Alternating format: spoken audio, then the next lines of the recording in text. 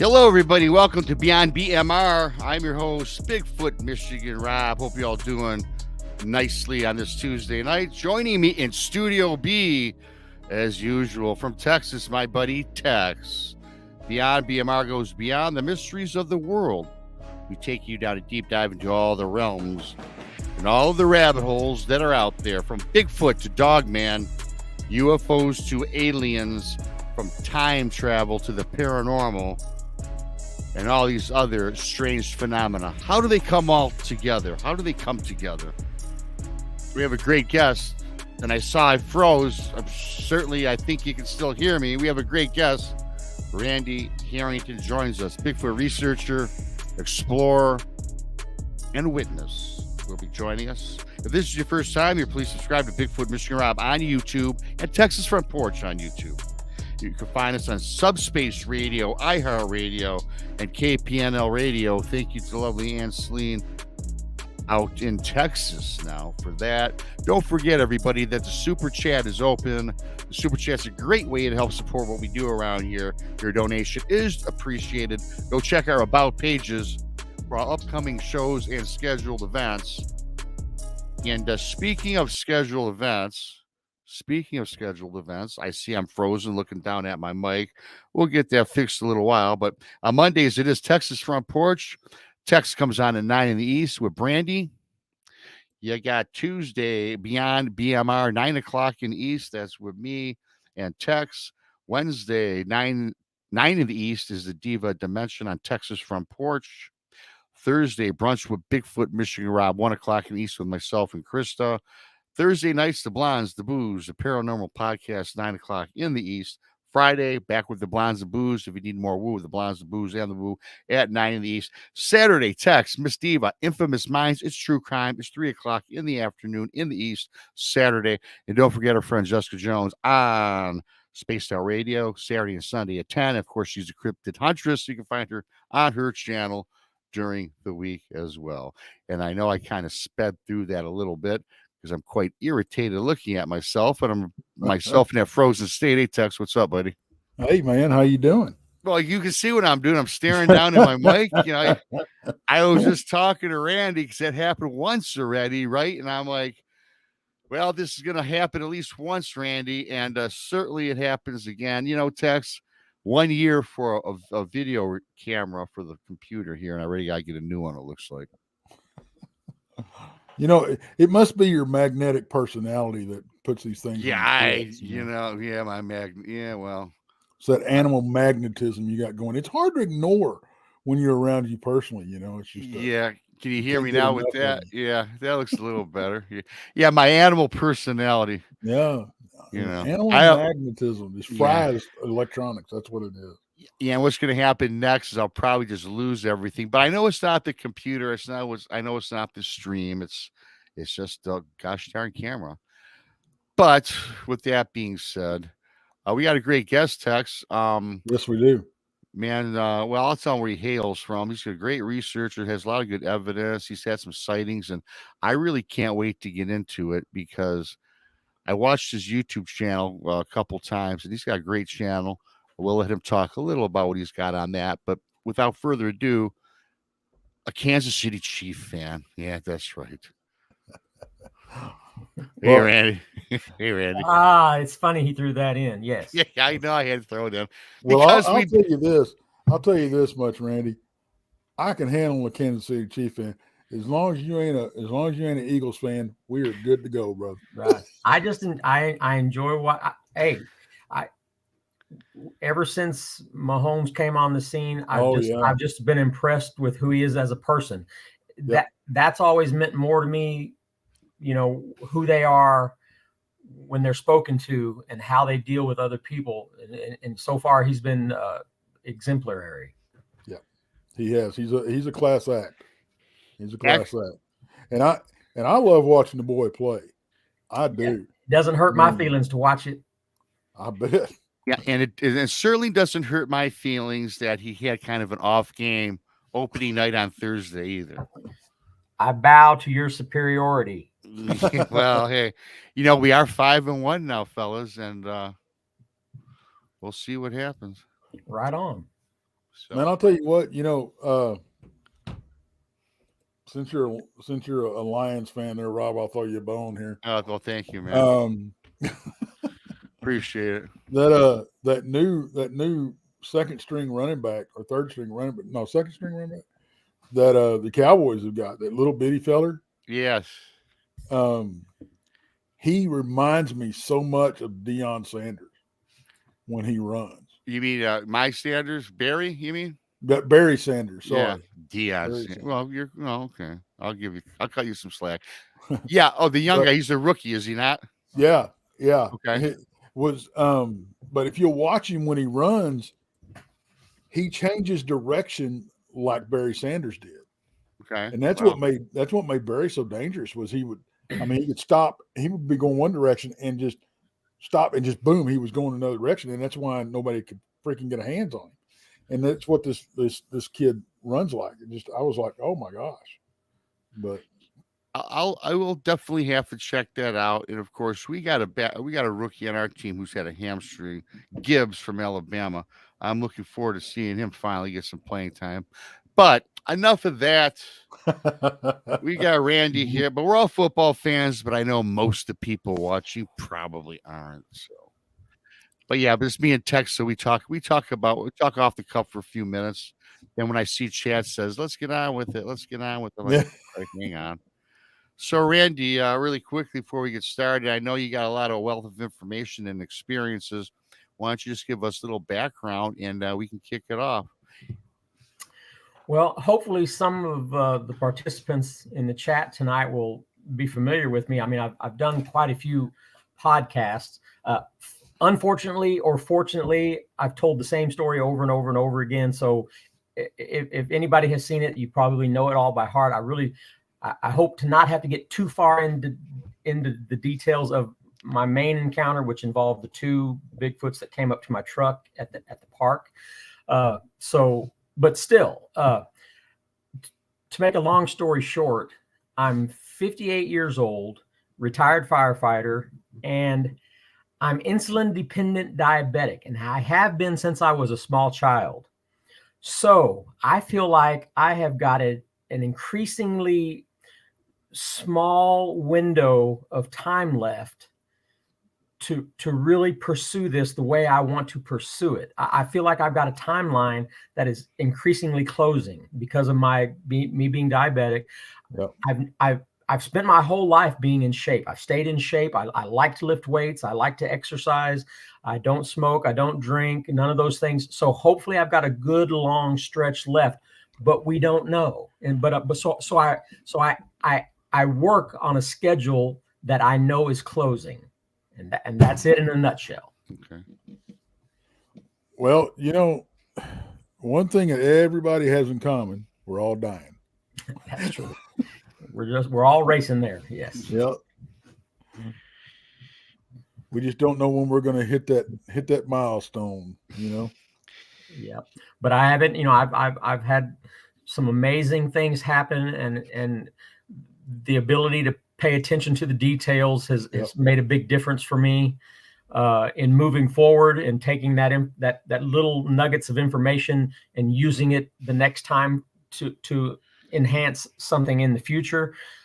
It's nice to be able to have all these things, these cataloged behaviors and stuff that I can Rolodex through, and I can wait out things, have the patience to wait things out and not get too excited to let things play out. I like to see things play out all the way to its end, and I don't want to interfere. I never try to interfere with what's going on. I just let it happen all the way to the end, and I try not to end it early. I don't want to end it early because of me being excited or scared.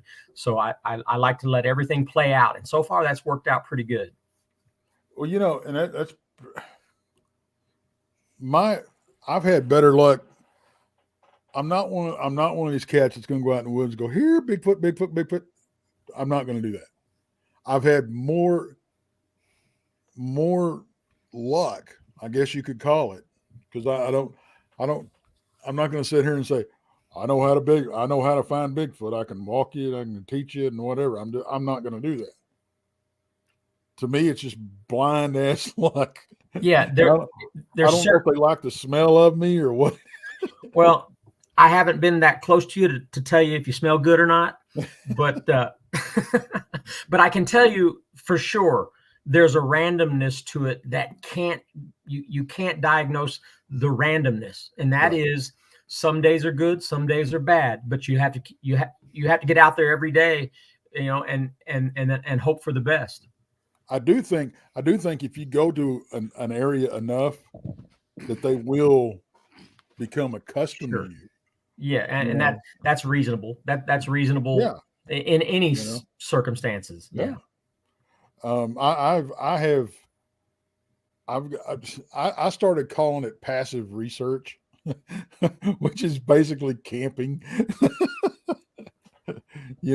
But I'm not, and I've been trying to get across to people that you can't go out there and, number one, people that go out and camp and then play loud music bug the crap out of me. Yeah. Because I'm going out there to get away from that stuff. I don't want to listen to that. I want to listen to what's going on. And I don't care if there's Bigfoot around or not, just nature itself. But I've had a whole lot more luck them coming into me than I have going out to look for them. Yeah, and over time you start to understand that that's probably what they prefer. They prefer to be the ones in charge. I mean, you can't dictate, well, I'm gonna put out a strobe light and I'm gonna play some disco music and I'm gonna bring them in because whatever. Whatever you've done in the past, I'm telling you, it was random. They came in a random way, not because of what you've done, because I've had just as much luck by doing nothing than I've had with all of the trickery and all of the setting up stuff that you think would work. I mean, it starts to become a lot of work and a lot of extra work that you don't have to do. And it's, I don't know where you land on the whole two camps, the flesh and blood and the woo camp. I've got to find another word besides freaking woo. I hate that term. Oh man. But well, I mean, if you want my straight answer is I've never had an experience ever. And believe me, I have put myself in some scary spots and I've never had something speak to me in my head. I've never seen an orb. I've never seen a portal. I've never seen cloaking, but I have seen them physically do things that might answer some of those. I've seen them move so incredibly fast and caught it on thermal that it looked like a blip. It completely disappeared in just a blip, but it was actually dropping, and it dropped so fast. And then we've also thermaled them moving incredibly slow, like a sniper. Where they would expect you to see movement. So they move incredibly slow so that you wouldn't see the movement. But in 3 minutes, they go from there to the head dropped, but it takes 3 full minutes to get to that point. Yeah. So there's two extremes caught on thermal, moving in those extremes. So if somebody was to see that during the daylight, sure, it disappeared. Sure, it may have entered a portal. But I'm just saying, I'm not saying that they do or don't do these things. I've never experienced anything outside of the physical, the physical realm. As far as the okay. And I don't want to make this show about me. This show is about you and your experiences. But I don't think anybody,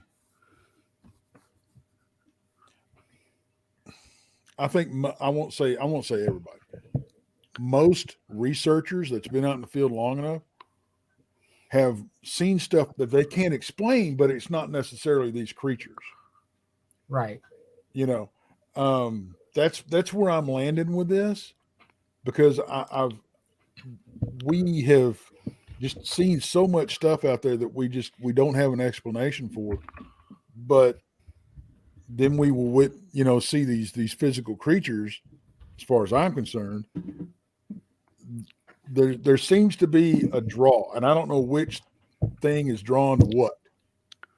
Well, I do know there's a couple of things that I can talk about that I do have from my own experience, and that is from my fire department training. You know, as you can imagine, any scene that involves fire is very traumatic, especially in some life-threatening situations that are thrown at you, and all of these things happen. So I have seen from a first-hand basis what a person goes through in extreme life-threatening, or at least what they perceive as life-threatening stress, and how they observe things, way they take things in. Their body will do things that you don't want it to do. Your mind will do things that you don't want it to do, and you're unaware of it, trying to protect yourself from trauma, trying to protect. I am fully aware of, because I went through it myself when I was in my truck, when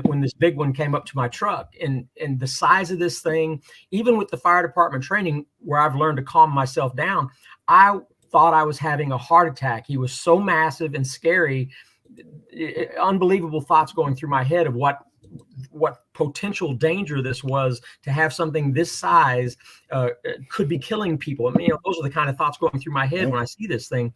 So I can understand that when people have a close encounter, what they remember, how they fill the gaps with the missing pieces, can easily be misconstrued facts. Very much so. Very much so. You know, and it's, and another thing that's along with that is you get people that, I don't think most of them realize they're doing it, but they'll go to talking about this stuff. If they've had several encounters, they think they've got stuff figured out. They start presenting their beliefs and their opinions as fact. And you can't do that. You know, you've got to put everything out there, but you can't put it out there as fact, because how are you going to prove it? You don't have one of these things that you see every day, you know, and if you've got one of these things that you're buddying up with, where's your selfies? I'm sorry, you know? Yeah.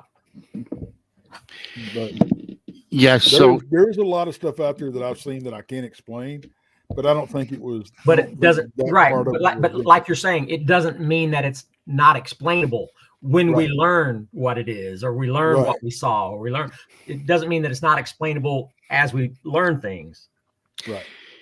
Yes, I would agree with both you guys. And I'm sorry about my video camera. I guess it's time to pack it in and get a new camera, I guess, because my internet's fine. But, so anyways, and again, like Tex was talking to, and Randy, a lot of things we just don't know. A lot of times what we're looking at, misidentification and what have you. But I will tell you this, Randy, I know that you've done quite a bit of research, and you're really big on I know I've seen some videos. You got some really great stuff out there. Everybody check out Randy's channel. I believe it's called Randy Harrington. Is it not on YouTube? Yeah. I started it so long ago, I didn't put a special name on it. Yeah. I looked, I said, your last video was like 5 years ago. I'm like, what's going on here? Then I looked now that, here's some more updated ones, but you've got some cool captures, but you've also got some cool stories too. And you're a big, what I guess you're really big into the audio and the communication. And I saw one of your videos where you guys were making a bunch of various sounds, and you were actually getting some responses. In fact, I don't want to give your story away, but you also caught some things on video. If you'd like to go ahead and share a little bit of that with us. Well, you're talking about the Ridgewalker video, which happened in 2005. So we're talking almost 20 years ago. And it was at the very beginnings of my research in the Kiamichi Mountains of Oklahoma. And I teamed up with a gentleman that I met down there. And my sole purpose for even meeting this guy, I was looking for somebody, because I had been looking since 2003 at that time, and had some very vague expectations and not sures, and some maybes and some could have beens. But I wanted to team up with somebody that I perceived to be smarter than myself and could help me learn the ropes. And I picked the greatest guy. His name was Keith, and he passed away a long time ago. But at the time, we teamed up together and spent some time. And in 2005, we're at this campsite on a ridge south of Hominid, Oklahoma. And we'd been there, I don't know, maybe a year or so.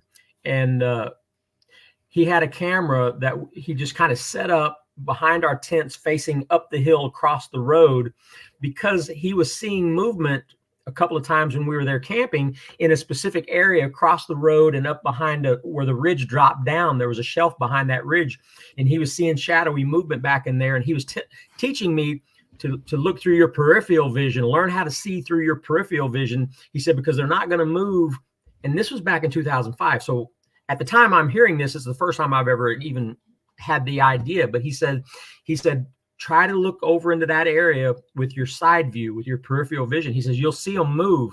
He said, they don't move when you look at them, but they will move when you look like you're looking away. So you have to learn anyways. So he was teaching me these type of things.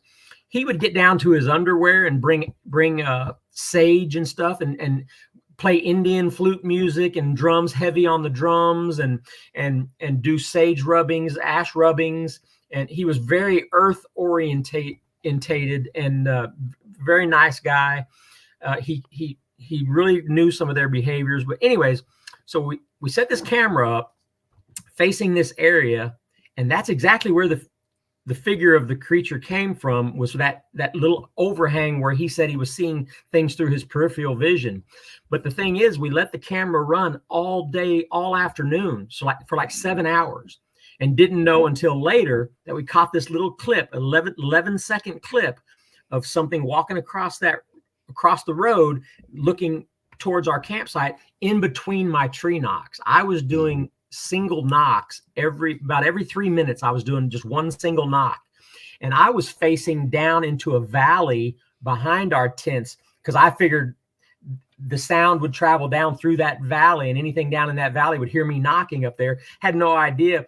It was just a fluke that he was running that camera, looking behind us away from our activity, and didn't know until he got home and looked through it that we had a figure walk across there.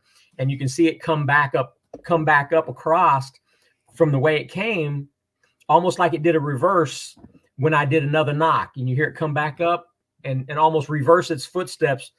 It's really very interesting. And even then, we knew we were up there on this mountain alone. So we were very happy, but we still sent it off at the time to MK Davis. And in 2005, he was the guy to send stuff to. I'm not so sure now with all the things that he's branched off into, and finding things that I don't think are really in some videos, but that's neither here nor there.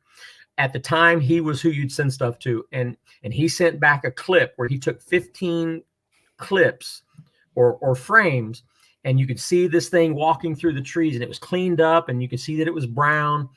And I've got the little email that he sent us saying that it was brown from head to toe. He says, I think there may be a little one with it, because we thought it was stepping over logs and stuff, but he's saying that there could be a second figure in there. I don't know about that. I just know that when he said it was consistently brown from head to toe, and he sent me the still picture that shows this thing between the trees, very, very blurry, but brown. That's all I needed to know, that we indeed did have a Bigfoot in this video, and it's called the Ridgewalker video. Yep. And I guarantee you there's a lot of people, counting myself, that's heard of it. I think that video name may be more popular than you are, Randy. Yeah, it's been out. It's been out a while. But yeah, I mean, and that's why I've been at that area. I've been at that area for 15 years or more. Yeah, I got a lot of experiences up in there. It's just, well, I mean, if you go to my YouTube and see some of the stuff, I'm just now starting to do the type of videos that I've always wanted to do. And it took me learning how to use PowerPoint to be able to do it that way, because I want to show people where these things happen. I want to be able to draw places on the map and show you where the rock cairn was found that returned the walkie-talkie, and all of these things. I want people to see where it happened, and you can go there. You can go there and camp, but you got to let me know if something happens. There you go. Well, it's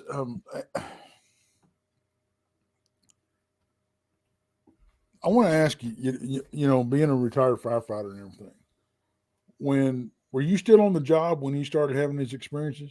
Yeah. I in 2003, I actually went down to the Kiamichi Mountains with 2 other firefighters. We bought ATVs, and so all 3 of us had ATVs, and they left it up to me to find a cabin that we could rent and do some sightseeing on 4-wheelers. And so, me already being interested in Bigfoot, I'm looking up places like LaFleur County and McCurtain counties had more sightings than any other county east of the Rockies or whatever. So of course I picked that location. We rented a cabin, and that was in 2003. So that was my first trip to the Kiamichi Mountains. And the gentleman, his name was Doug, who he actually sold tours where he would use his GPS and take us on 50 or 60 mile tours through those mountains with ATVs, and we'd just pay him $50 a piece. So there was about 10 of us on his little wagon train tour through these mountains, and I was stuck to him like glue, and I was talking to him about Bigfoot and asking him questions, and he said, look, he said, I believe they're here. He said, I haven't seen one myself.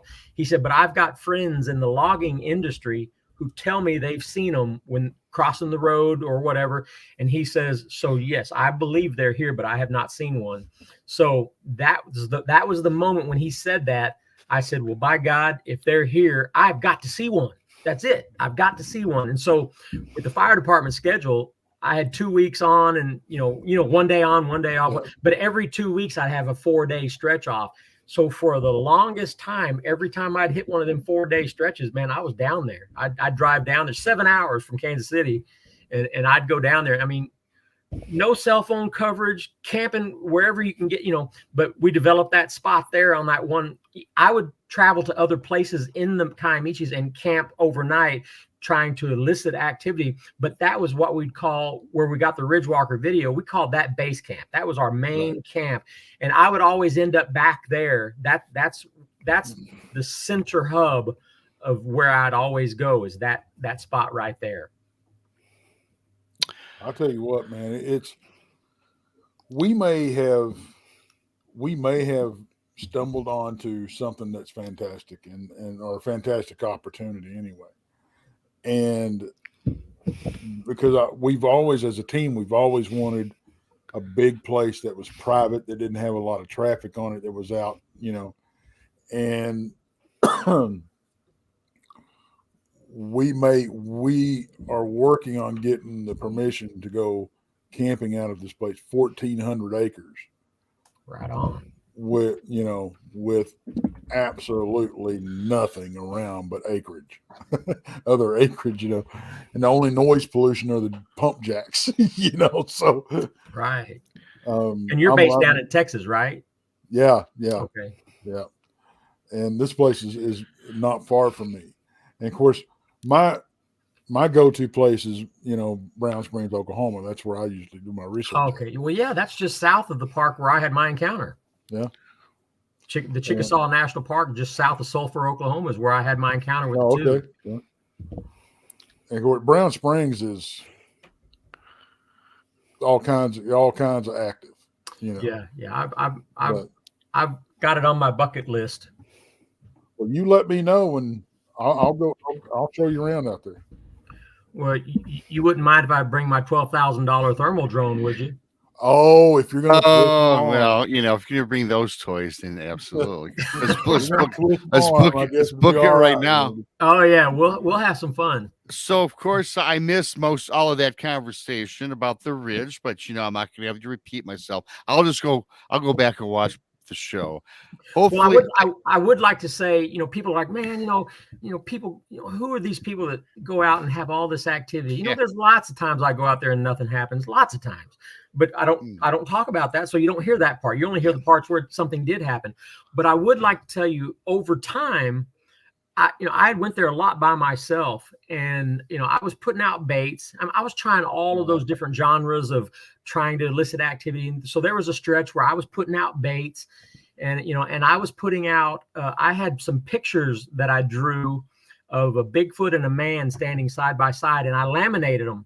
So I was actually putting those out with all of my baits. And the man in the picture standing next to the Bigfoot was wearing blue fire department sweatshirt with yellow letters that said fire department. And that's the sweatshirt I would wear all the time when I'm down there.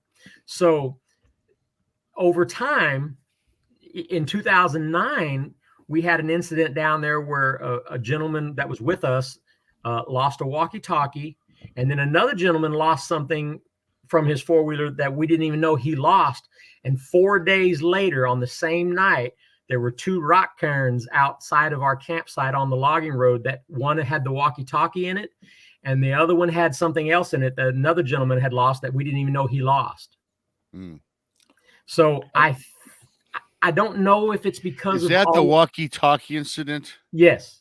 Okay. So I don't know if that was because of setting up the patterns of, do they know who I am? Do they know that I'm giving them baits? Can they understand the message I'm trying to give them when they look at this picture while they're eating those baits, that this is an all right dude and we should be nice to him or whatever? I don't, who knows what the thought processes are. Right. And who knows if that's what worked. I don't even know if that's what worked, but it might have. I've heard over time too, Randy, that if you go to a same spot over and over again as your base camp, as we all call it, and you spend a lot of time there, months, years, however long, I think that the Bigfoot around, because they are around, I think they get comfortable with you, right? They kind of sense what your intentions are, right? Whether you're good, bad, maybe you're just inquisitive. I think, and I think the longer people spend in one area, I think the more apt they'll, and they can have more frequent encounters. Like you made a good point. I've talked to people that have 20 years in the field, never even seen a Bigfoot. And you wonder why? Well, I don't know. Maybe it's your vibe. Maybe it's, I don't know what it is. I can't explain that. But you were going to say something. I can tell you this. The night that all 5 of us was there and we went like a different location to camp, I'd scoped out a new spot. And so we got there about 10 or 11 o'clock at night, and we actually had to unload at the Christ 40 Acres, which is down in Honubby. And that's where we unloaded all of our vehicles, got our ATVs, and I had a Polaris Ranger, and we could load them all up with our camping supplies. So like 11 o'clock at night is when we left the Christ 40 Acres and went into the mountains, and we went like on a 4-mile trek to get to this just fresh new camping spot that I thought would be a good spot. What I don't know is, and I'm always thinking like this, there's no way we could have lost those 2 items in the same spot. It doesn't make any sense, because one guy had a pocket full of photographs and he actually lost one of his photographs, and the other guy lost a walkie-talkie. I mean, what are the chances on this 4-mile trip through creeks and hills and ruts and fast and slow that they would have lost them in exactly the same spot? Probably very slim, very slim. Yeah. So, and the 2 rock cairns were found about 3/4 of a mile apart. So is that where the items were lost? Did they set these rock cairns up where each item was specifically lost? Maybe, I don't know. But that tells me that in order for them to know that we lost 2 items on trails that hunters have thrown beer cans and plastic bags and other items of trash and debris, for them to, that means they watched us lose them. That means they were following us. That means they were following us all the way from the beginning of entering that mountain till we got to that 4 miles later. That tells me that I'm assuming most of these things are happening with juveniles, because they're the ones that has the kind of time that they can spend doing this, because they don't have adult things to do. So that means that they really did physically follow us that whole trip in order to scoop the only 2 items that we lost on that trip. And I think about stuff like that all the time. So now, because of that, in 2009, I'm going to assume that they are almost constantly following and watching. So I try not to be too deceptive, try not to look like I'm trying to be too trickery. And, I don't know, sometimes it's working, sometimes it's not. I think if you just go out there and just do like you normally would, and I think if they see stuff that somebody, if they see somebody out there over and over and over again, I do think they kind of get used to you. Maybe if they don't see you screwing stuff up and they don't, and they see I think it's more about intent than anything. Because, right. and that don't mean they have some supernatural power. Dogs sense intent, horses sense intent, cats. I mean, there's a lot of animals that do. And I think a lot of that is that with them. As far as the intelligent level goes, I've always said, and I've always gotten beat up for it, but I've always said I think they're on killer whale level intelligence. Well, I'm to the point now where I think it's beyond that. Even if you've done this as long as we've all done this, even if you've only done it for a year or so, or even less, if you're the same person now that you were 20 years ago, or if you're the same person that you were, then you haven't learned anything. That's true. So I'm always trying to learn something. And I'm telling you, the night I had my encounter in 2006, I was of the mindset that this is a gorilla looking thing. It's very gorilla. It moved like a gorilla. It looked like a gorilla. It scared me like a gorilla. When I'm looking at a gorilla at the zoo and through the plexiglass, it scared me the same way. So it was hard for me to get my head away from saying that's what they are. Right. But now, 15 years later, 20 years later, all of the things that we've experienced, the intelligence level, all of the things we've caught on thermal and all these things, the way they deal with their families. And I'm telling you, especially after talking with John Morley, the scientist that's involved with us right now, these things they're a type of human. They've evolved alongside of us. They've got the same brain power, maybe more, because of their environment. I'm telling you, they are on top of things and very backed by extreme intelligence. And space seems to be the buffer that they need is certainly varying from individual to individual, but space seems to be what makes their comfort level. Some of them it's 50 yards, some of them it's 100 yards, but they always need that space. And I think it's because the moment you recognize that they're there and you go in their direction, they need to make sure that they can vacate. And so that means they need to have a certain distance that they're comfortable with. That's why we do things a little differently. I mean, don't randomly leave camp. Don't two people leave camp that way, two people leave camp that way. There's a randomness to us leaving camp, and that puts them on edge. So something that needs distance to be comfortable is going to learn that you can get up and walk away from the campfire and leave camp at any moment, at any given moment, in any direction. That gives them a bad feeling of not knowing when and how you're going to move. We try to travel the same path, go to the restroom on the same path, go to the vehicle in the same path. Don't do anything randomly different. Let them see our pattern is very readable. You can read our pattern. And we seem to have an experience where they come in a lot closer because we're not spooking them in a way that it's hard. When you've got 10 or 12 people, I don't really enjoy being out with that many people because there's just too much noise and people going off in different directions. I mean, that's almost going to guarantee not much activity. You think too that if there's a band of 10 or 12 guys out in the woods, even though Sasquatch, Bigfoot, they know that they're not scared of us, but I think it probably puts them on edge themselves and makes them more worried, right? I mean, well, they have to be. They have to be because I mean, how else have they been able to stay hidden for so long if they don't have an extremely high anxiety level when it comes to us? I seen in one of your videos you have a theory behind a lot of the rock throwing and the whoops and the clacks. Why don't you? You believe that's a form of communication. All these things, not necessarily warnings, or since you've been there from your experiences, I should say. Yeah. Clearly, that's what it says to me. And even the rock throwing. I mean, I'm telling you. I mean, Shane and I, he's my partner at the 400 in Missouri. He and I have a little difference of opinion. Doesn't mean that his is wrong, but he thinks that they're testing you. They're testing you for your demeanor. They're testing you. But then why do they test you all night long? Haven't they learned our demeanor already? So for me, that can't be a blanket response to what rock throwing means. He even said after we encroached on that little one in the field, we go back to camp, and they moved up on the ridge and threw a rock and hit the Polaris Ranger. So are they still trying to test us? See, that doesn't make sense to me.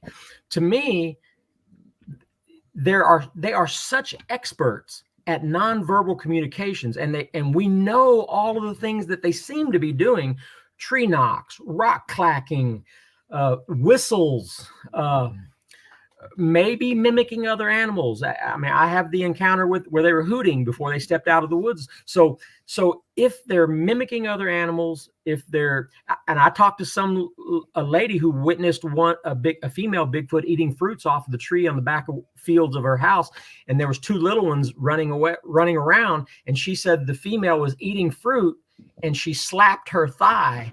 And each one of these little ones ran up immediately and grabbed each one of them grabbed a leg. So that's another nonverbal where it slapped its leg, and the little ones come running and grabbed a leg. So that tells me that I need to look at rock throwing as a form of communication first, rather than being something aggressive. And I don't even think they're testing us. I think once we finally learn what a rock, I'm not sure if I could pick up a rock and throw it back, because I'm still don't know what it means to them, but it's nothing that scares me. Rock throwing doesn't scare me anymore like it used to, even if they're a little bit larger. To me, I'm just saying a hand-sized rock is what they comfortably throw. So if it's a bigger hand, it's going to throw a bigger rock, or whatever. So I don't know. I'm still trying to guess it and dissect it and figure things out. But I just think it's an interesting subject. I think we've proven at the 400 that they clearly are throwing rocks. When Shane marked the rocks and put them up on the ridge, and we had the same rocks thrown back down at us that had marks on them. So I think we've clearly established they are throwing rocks. And now we just got to figure out, why does sometimes it not seem aggressive? Sometimes it does. And what does it mean to them? Because do they really want you to run off and leave? I think they enjoy watching you. I mean, so I think they're compelled. I think they're trying to communicate because I think they want to. I don't think they understand how. I think they're scared of us. They're timid, and they've got a lot of anxiety, but they keep coming around. They keep exposing themselves to getting caught, but they keep doing it over and over again. Why? What compels them to keep putting themselves at risk? And I think they're compelled to try to communicate with us. And the only way they know how to communicate is the only way they know how to communicate.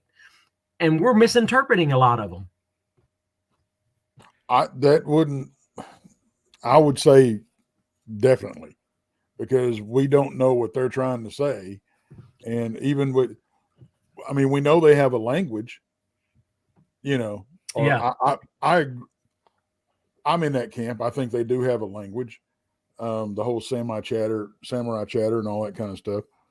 I do think certain noises and certain, the rock clacks, the tree, I don't know if they're tree knocks or mouth pops or a mix of both. But I don't know what they're trying to communicate.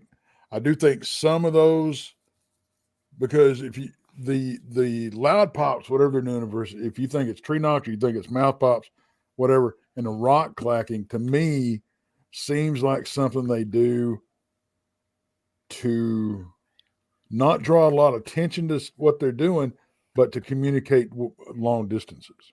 Right. Well, we've found places at the 400 where we've heard a loud knock at the corner of the field down where the creek bends around.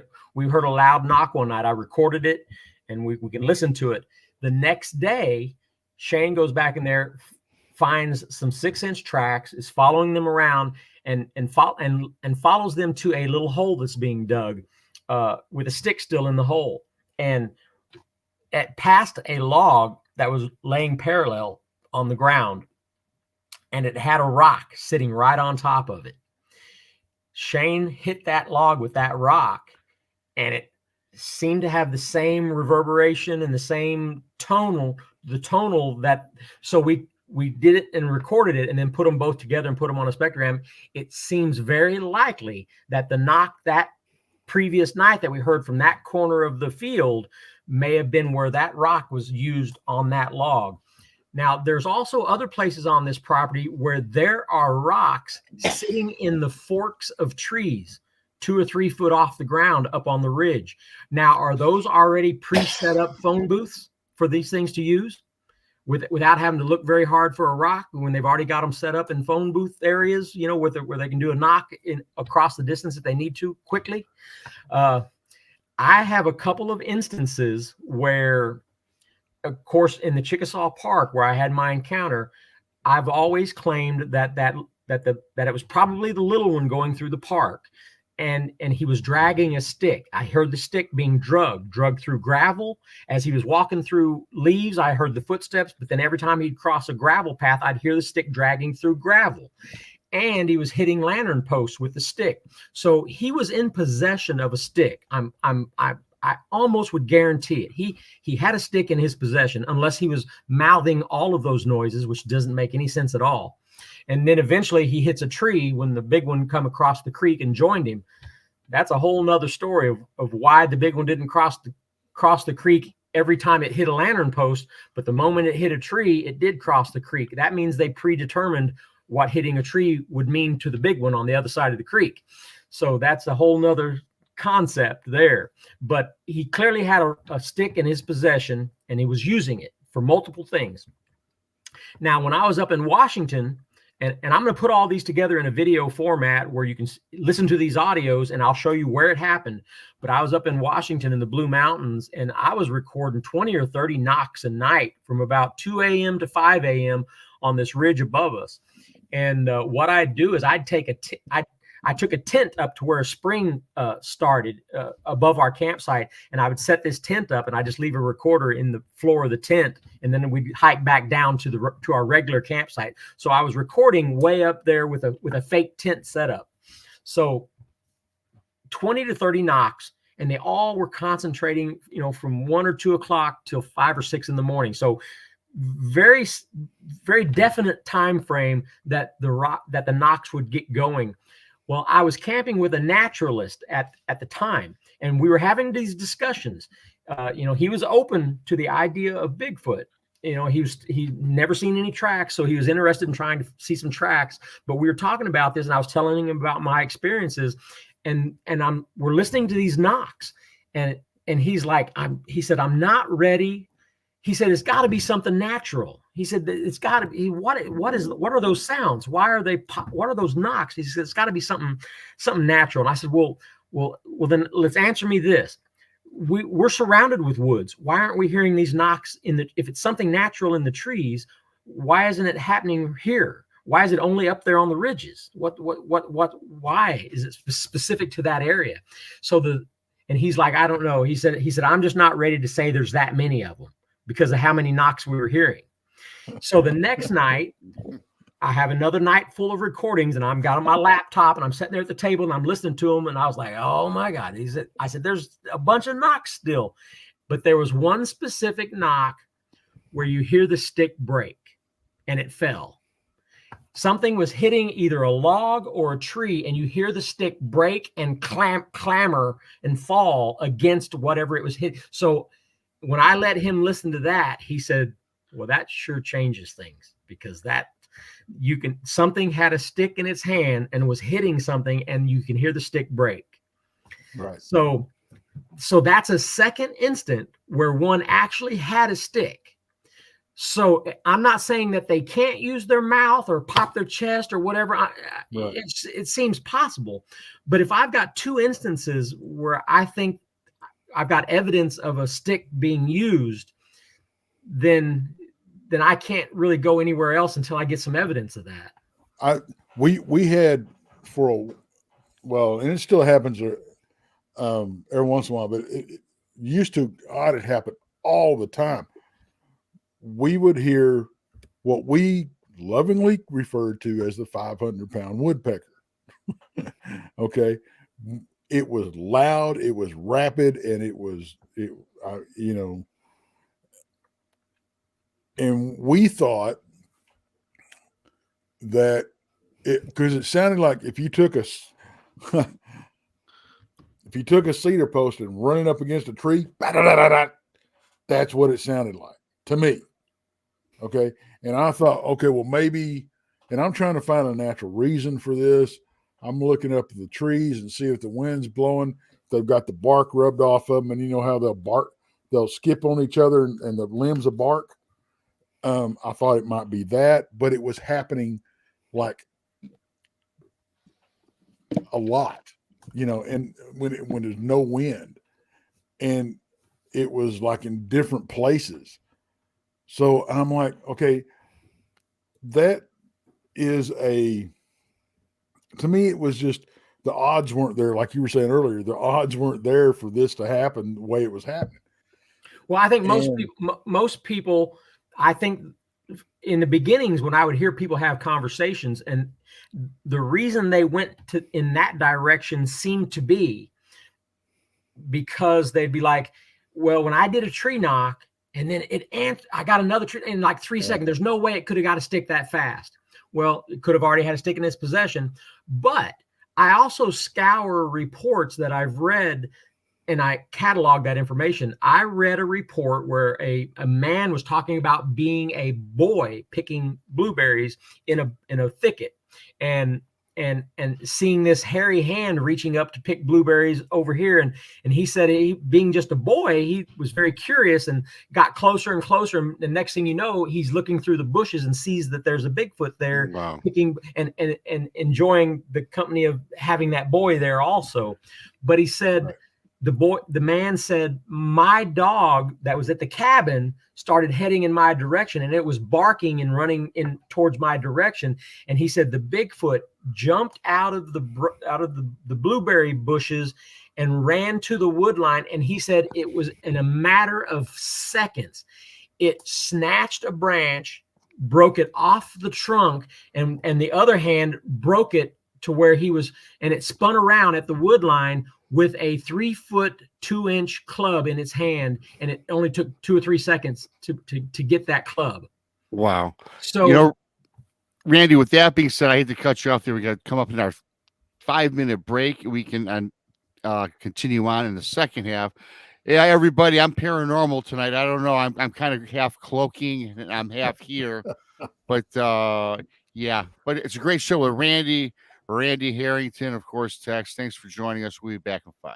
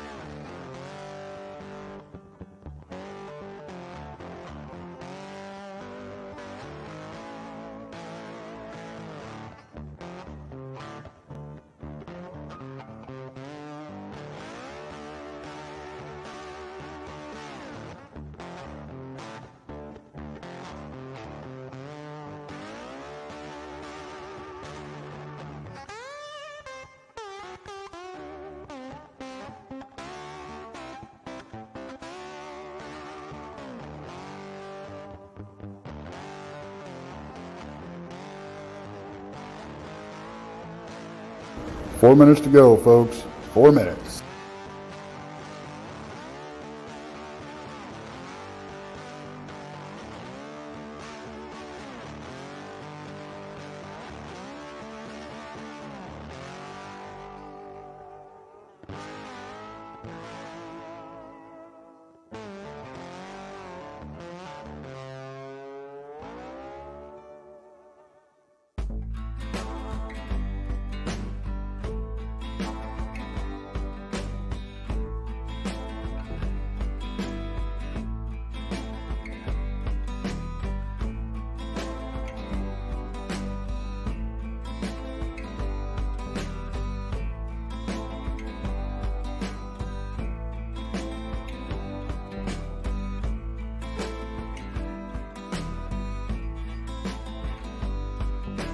3 minutes. We're almost there.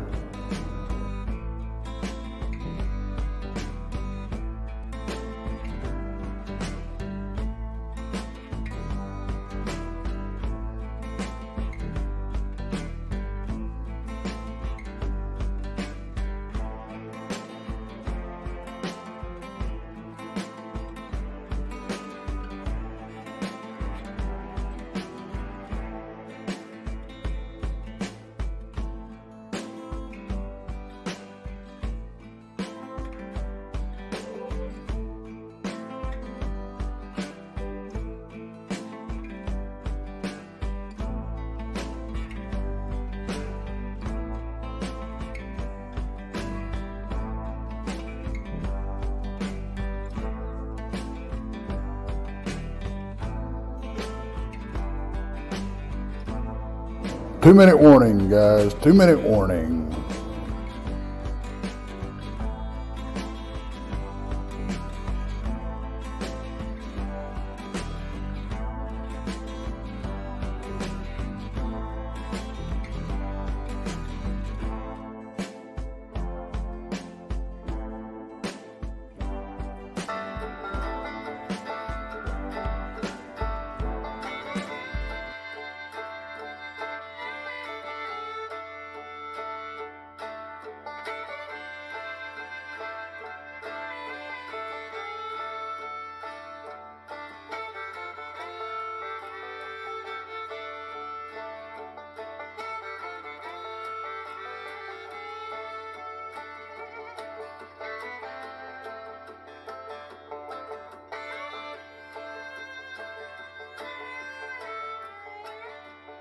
One minute. 1 minute.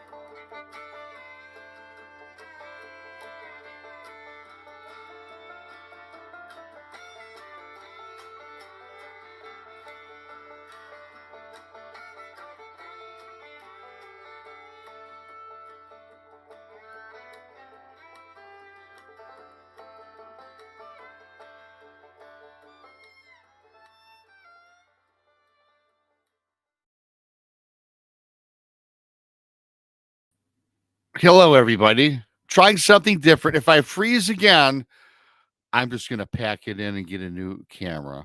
I'm sure it's going to happen, so I'm going to get this in quickly. Thanks to Randy. Great show, fantastic show. I apologize that my end isn't holding up too well, but I can hear you.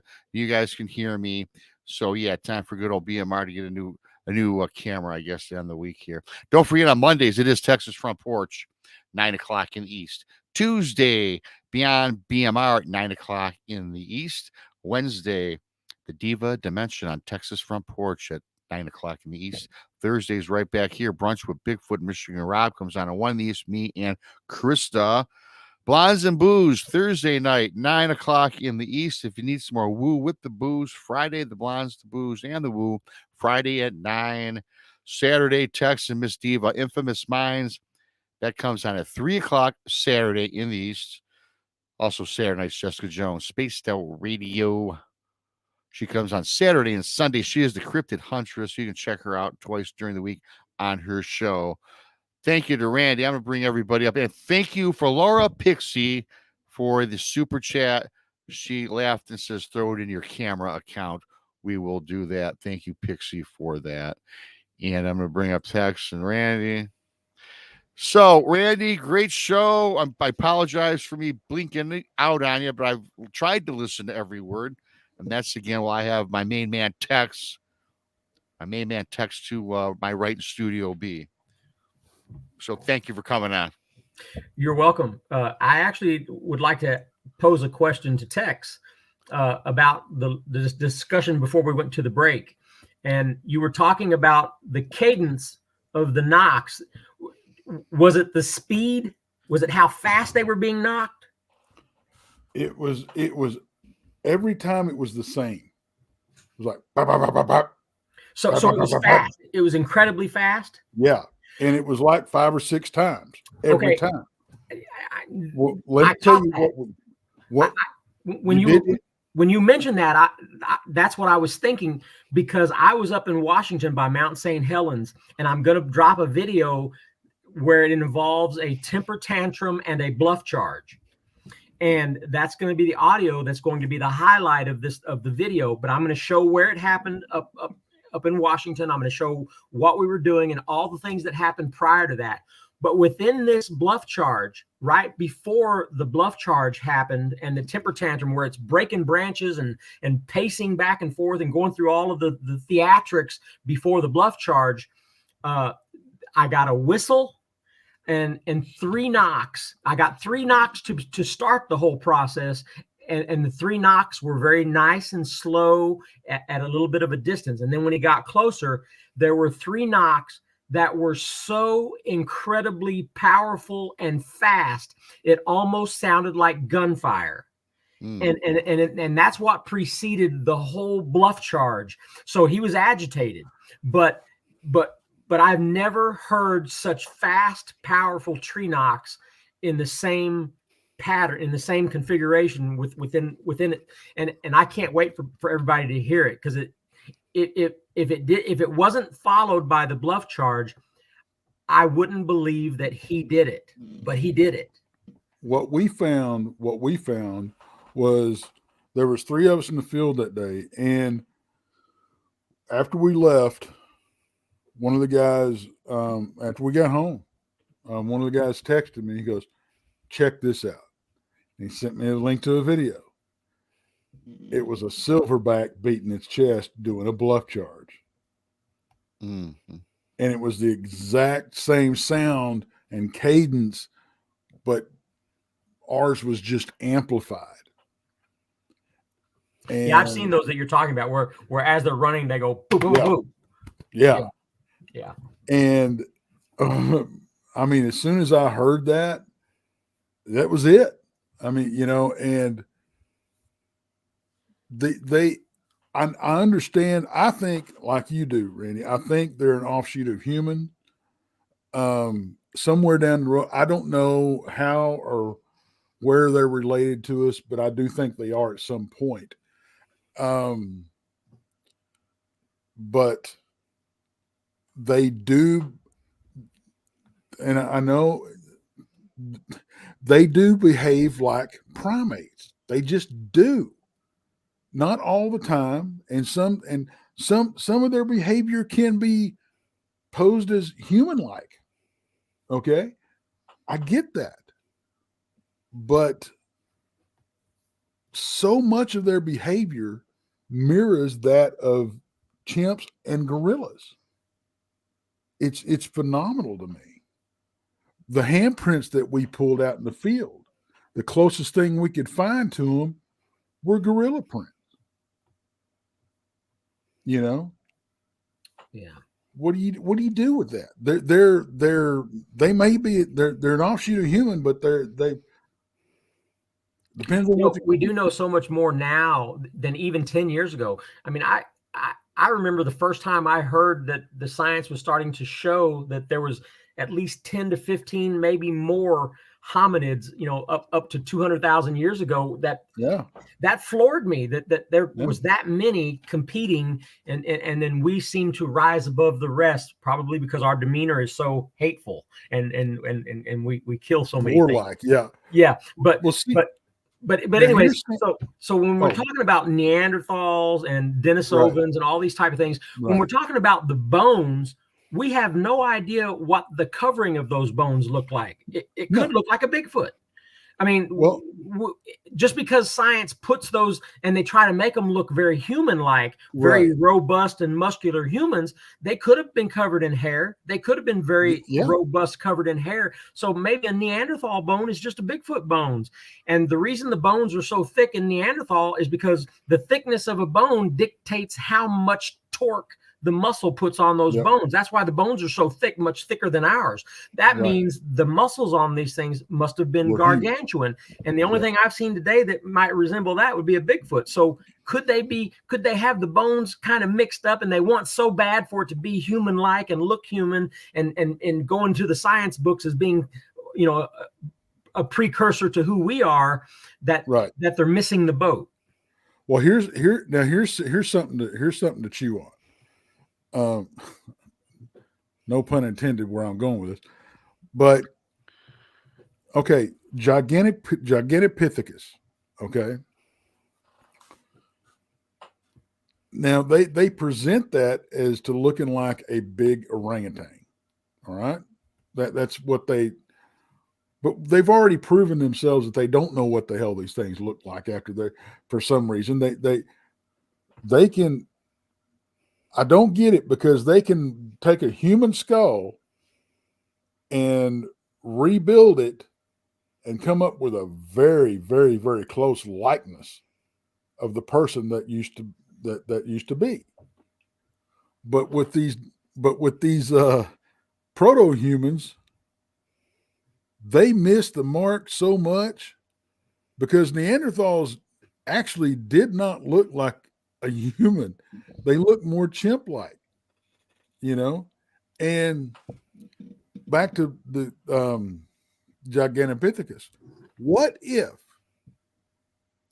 what they found is Bigfoot? They're just not admitting it. Right. Well, I can't be, because they're afraid that this thing still exists now. What are they going to do with it? Well, I can't seem to think that they would not say it was Bigfoot on purpose, but what they do on purpose is they try to make any hominid bones as close to being human as they can possibly make it, for funding, for whatever they get their money from, and the grants and all that stuff. So they try hard to manipulate what they find to be something that fits in what we came from, rather than what it really is. But that doesn't, you know, so who knows? Narrative. Yeah, who knows how mistaken they are. Well, and I don't think that they're gonna. It's weird, because they're absolutely willing to admit that there were three foot, basically hobbits running around at one point, but they refuse to admit that there was a 10-foot hominid rolling around. Why? I don't understand it, but you know, they've already had to rewrite their history books since we were in school. You know, and the science books, they've all been rewritten. Look at Triceratops. For years and years and years and years, oh, we got all these different types and all these different subspecies of Triceratops. No, they weren't. They were just Triceratops at a different age. That's all they were, you know? So, and I love the argument that a lot of scientists use. Well, it's not in the fossil record. Are you arrogant enough to really tell me that you honestly believe that you have found everything that was ever out there and you have it in your fossil record? Come on now. And then you're going to turn around and tell me how special and it's rare that a fossil will even get made, and it's a miracle and all this kind of stuff. But then you're going to tell me that you found everything that was ever alive back at. Come on, you can't have it both ways. Right. You know, well, I like the book. I like Lloyd Pye's book, Everything You Know Is Wrong. Yeah. I think it explains things just perfectly, especially from the scientific point of view, how they are skewered in one direction on purpose. And, you know, his book makes a lot of sense to me. Not withholding, you know, the Star Child and all that evidence and stuff like that. That's a whole different subject. But when you're talking about science manipulating things to look the way they want it to look for their bosses and their funding and whatever else, that happens. And unfortunately, we're all the worse off for it. Yeah. Yeah. So Randy, let me ask you. I haven't I've been in and out of the show because I've even had some problems with the audio now. I got to ask, because I know in your research area, I did want to ask, I think a lot of people might want to know. I know we talked about the Bigfoot on the ridge and such. In your camp and throughout all the places you've been to, have you come across any evidence, like any prints, Bigfoot prints, oversized prints, and things of this nature that you've maybe perhaps cast, or have you not even seen any, do you think? Yeah, I've seen prints. The only print that I ever casted that wasn't at the 400, which is for the past 5 years, I've been at the 400 location with Shane Carpenter. So there's been a lot of tracks casted there. The only other tracks I've found tracks before, and I've taken pictures of them and maybe measured them, but I don't often carry around a bunch of hydrocal, which makes it problematic, especially when you're far out. But I did cast one on a private property, 200 acres down by Lake Oologah in Oklahoma, that I spent 2 years at. Got a nice track there that was 17 inches and gave it to the homeowner. So the landowner was gracious enough to let me come and go as I please on his property. He sold hunting leases, and he'd have hunters every year claim to see something on the property. So when I found one that was castable, I gave it to him, and that's it. I haven't spent a whole lot of time trying to. Now Shane Carpenter at the 400, that's a whole different beast, because he's been able to cast the same juveniles over a 3 and 4 year period, getting bigger each year, which is amazing in itself to have the same critters showing the growth patterns and the growth, one female, one male, showing differences in as they become subadults, and then they moved on, and now they've been replaced by younger siblings that are now growing up in the family. It's been an amazing process. I bet it has, and I got to ask again and again. I don't know if you talked about this in my absence. I know we talked about the ridge. Have you seen any Bigfoot up close? What's like the closest you've come to one, not through film or not on camera? With the naked eye. The two that came up to my truck at about 10 foot. Oh wow. The big one, he was right at the back corner of my truck. I know a lot of people in here would love to. They may not have heard that story, and I'm sure people would love to hear it. I mean, you keep teasing it. It's a long, drawn out story, is what it is. We've got 17 minutes. Okay. Well, if you want to give okay, I'll try to put it into a real quick nutshell. The Chickasaw National Park, just south of Sulphur, Oklahoma.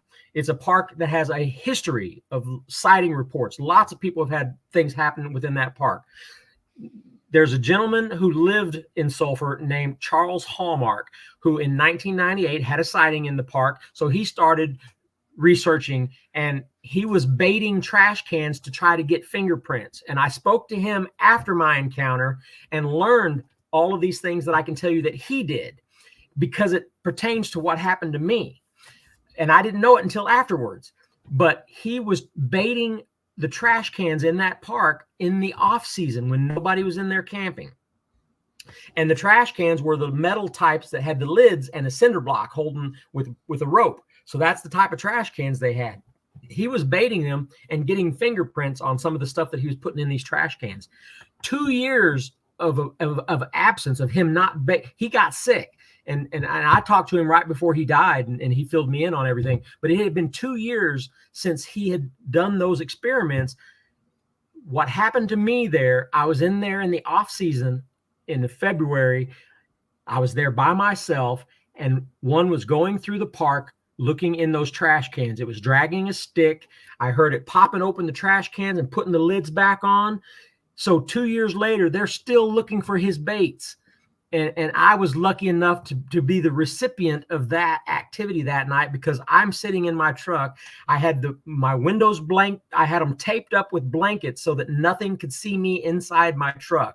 That was an important key element to what I was trying to do there. I wanted it to be to appear to be an empty campsite. I didn't want them to see any people movement, because there were sheriff's reports in the local newspaper.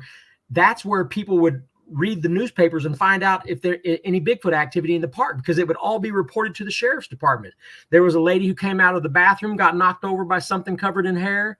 There was somebody reported seeing something hairy running out of their campsite when they pulled into their campsite at 11 o'clock at night. And it was because of that report that I tried to set up my campsite to look empty. Because if I wanted a visitor, then it needed to be an empty campsite. So I was in my truck with the windows blanketed up and taped up, but I could still see over the steering wheel and out the side of the driver. And I had a parabolic mic on top with a cord running through the door, and I had a headset on, so I was listening. 3 hours, I'm sitting in there. 3 hours later, I finally hear footsteps walking through leaves. And then when it would cross a gravel path, I would hear a stick dragging through gravel. So that's what I'm listening to. I'm listening to something walking through the park, dragging a stick, and occasionally hitting lantern posts. I hear it go ping where it's hitting metal. And then I'll hear a trash can lid pop open and then get put back together. So it's walking through the park from trash can to trash can, checking out the trash cans. When I finally hear it stop moving, I'm thinking, okay, I've heard it move for 45 minutes and it finally stops moving. I said, it sees my truck. It sees my campsite.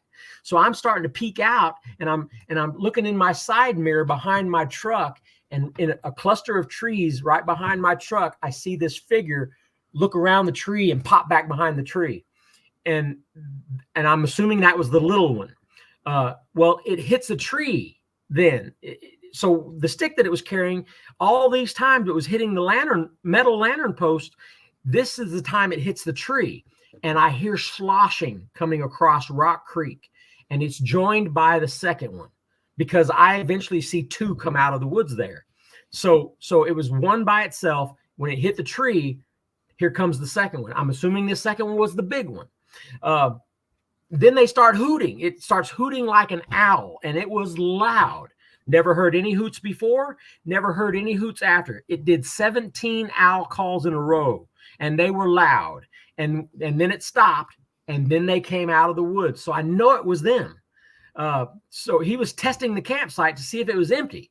And when he was convinced it was empty, they both came out. I saw both of them in full view, and they both rushed to get to the back corner of my truck. And I had an F-250 diesel truck, so the mirror was big on the side, and I see both of them come running up to the back corner of my truck, and the big one, the little one moved in behind the tailgate, and the big one stayed right at the back corner of my truck, effectively putting the truck between him and the tent. So he positioned himself with the truck being a buffer between where they would expect someone to be in that tent, not knowing that I'm looking at his full body standing right there at the back corner of my truck, 10 feet away. I watched everything that he did. He put his hands on the bar. I saw his thumb. It was super bright that night, maybe a full moon, at least waning or whatever, but it was very bright. You could easily walk without a flashlight. I saw light coming through the shoulder hair. His shoulders looked like bowling balls. His lat muscle went from his armpit all the way down to his hip. His back was incredibly massive, nothing but lat muscles. And when he grabbed the sidebar, I saw his thumb, and his other hand grabbed the bar going across the back side of my ladder racks, and he was looking over the ladder racks into the campsite. So I was able to measure the ladder racks the next day, and from the ground to the top of my ladder racks was 7 foot even, and he was neck and head taller than that. So he was every bit of 8.5, maybe 9 feet tall. And the little one was my size. I was bench pressing 520 pounds at the time, and that little one looked like me. He was 5'8", 5'7", 5.5 foot, somewhere around there. I'm 5'9". So he was massive for a little booger. And so imagine the big one made him look like a pipsqueak. And that's why I had the kind of panic that I had. There was a lot more details. That's it in a nutshell. You're going to have to go to my YouTube and watch the one that I described that whole thing if you want all the details, but that's it in a nutshell.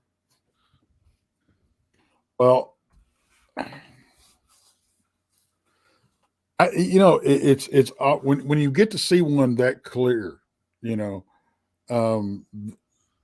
for that long, it's awesome. Yes, You know, it is. No, it gets a hold of your life, and there's nothing else you can do about it. Flips it upside down, don't it? Well, brother? I gotta tell you, it does turn. I tell you, it's still awesome, and I gotta tell you, I'm not gonna tell my story, but my story, I saw one 90 feet from shore. It looked like a human being, then a really odd human being, then it metamorphosized into what I still today call a demon. It unit in it dropped its jaw, yelled, screamed, and roared at me and my girlfriend in unison, and I got hit with something. She got hit hard enough. She flipped off the boat we were on fishing.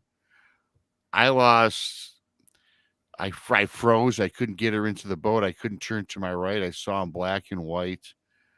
And then all the colors of the day just dissipated. It seems like time slowed down for me. And then 2 months later, my girlfriend died. So, yeah, it's not an awesome event. This happened 5 years ago. That's really why I'm on my quest today to start me doing this. And I got to tell you, I'm unique that I seen that up close and personal and had to yell and scream at me. And it was a brightish red, brown hair, covered its body. Again, looked like a human, Randy, but a weird human, like they had that Down syndrome. But when it reared back, that face got taut, exposed teeth.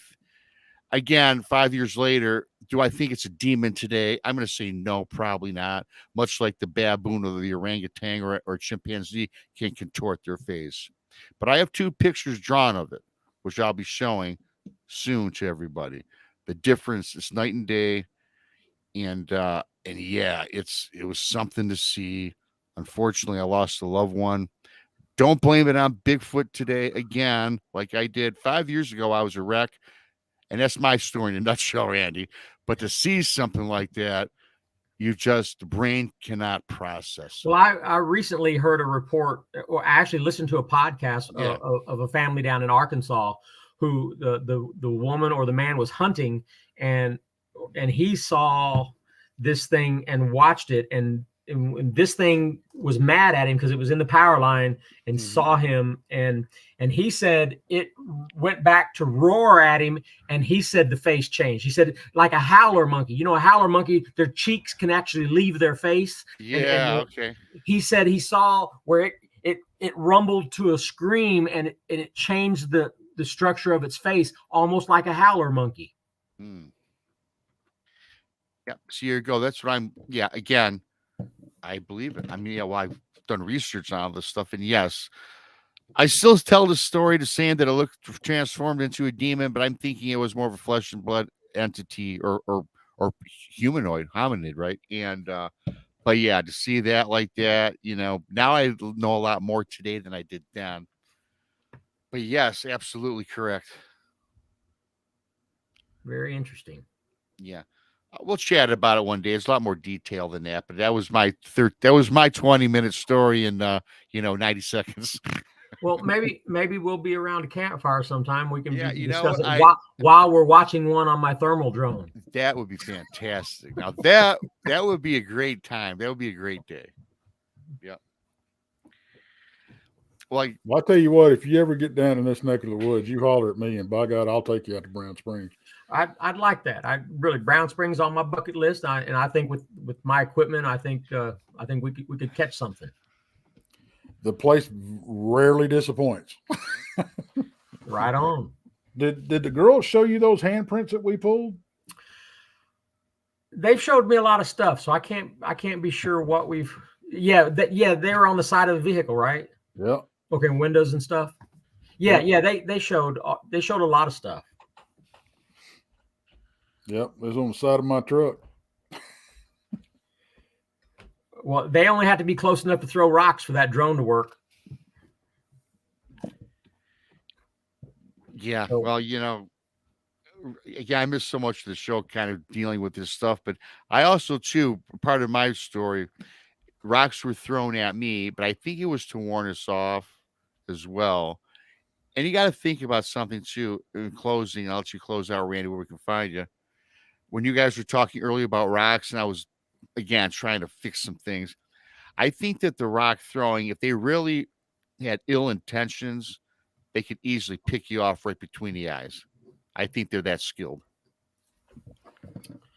Yeah. Well, I mean, at the 400, we spent a whole night with them hitting the table right next to our tent, hitting. Well, I did a video where I did the behaviors and the communication,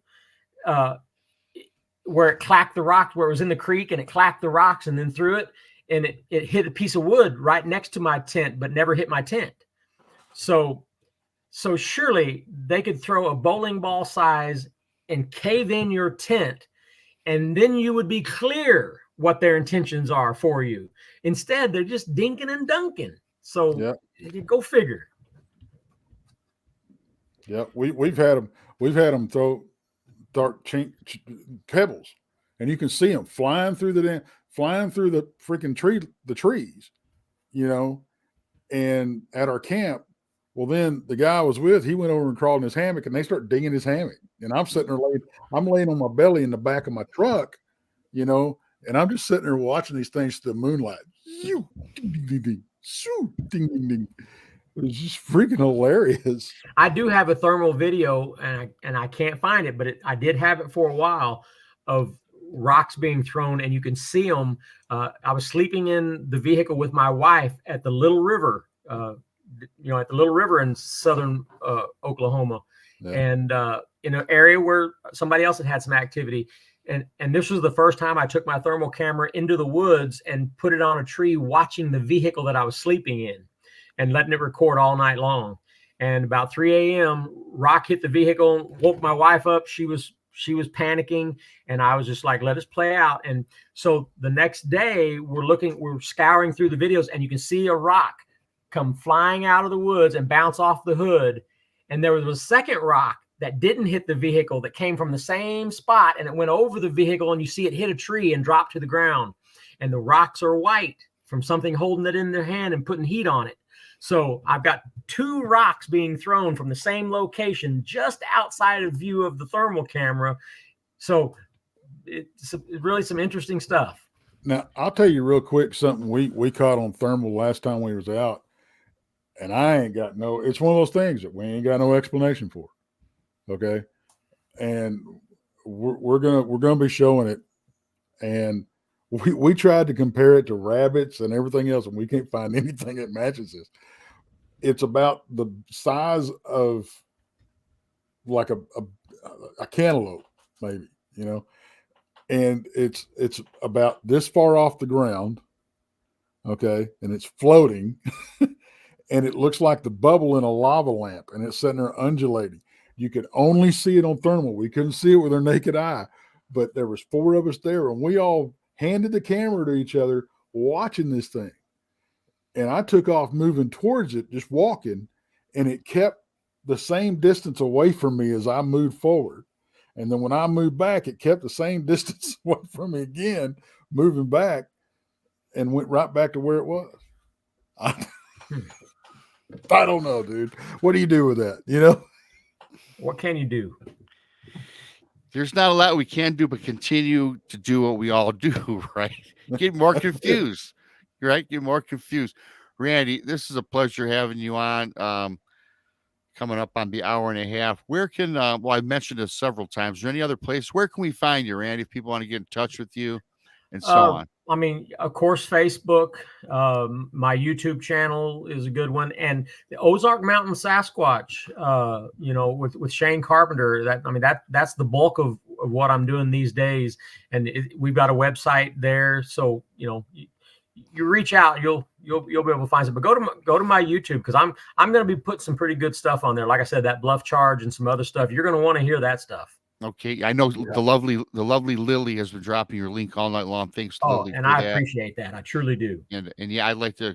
And again, there's so many people I like to go camping with, and like Tax, yourself, so many great people out there in the field, and I think you're one of them. I appreciate what you did coming on and telling your stories and your techniques and what you believe, and I do appreciate that. And I want to thank Laura, Pixie, Maggie, and Grant for your awesome super chats. I do appreciate that. We appreciate it around here. I know Tex does as well. And for Tex, For Randy Harrington, for BMR, the one, the paranormal BNR tonight. See, I'm talking, my lips aren't moving. Until next time, we'll talk to you later. Adios.